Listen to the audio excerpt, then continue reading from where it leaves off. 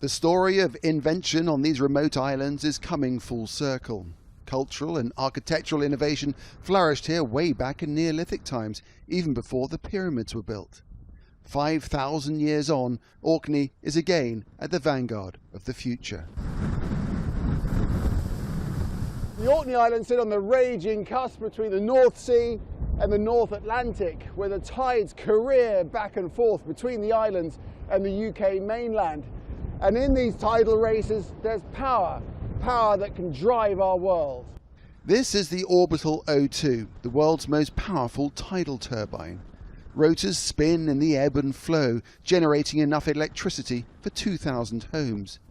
It's just one of many prototypes being tested by the European Marine Energy Centre here on Orkney. Research suggests tidal power could provide up to 10% of the UK's electricity with the same guaranteed output as gas or coal. Tidal energy is really interesting because it's entirely predictable. It's driven by the position of the moon and the position of the earth and the sun. So we know where the tides are going to be, or when the tides can be running 1,000 years from today. Some of the machines are on the seabed, some of the machines are floating on the surface, but altogether they actually provide a huge energy source that's available. The islanders here have already capitalised on another force of nature. Community-owned, commercial-scale wind turbines.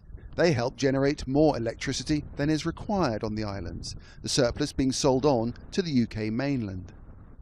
There's also a huge offshore wind project planned, and green hydrogen is already being produced to power marine and road transport. I spoke to Dr. Sandy Kerr of Heriot-Watt University. He told me the Orcadian green revolution has turned the island economy around.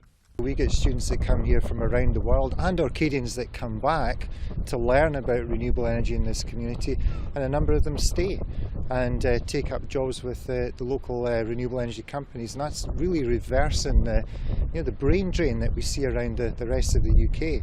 While there's still a long way to go, these islands are well on the road to carbon neutrality. Wind and tide are driving a seismic change, giving the rest of the world a glimpse of things to come. Nick Clark, Al Jazeera, the Orkney Islands, Scotland.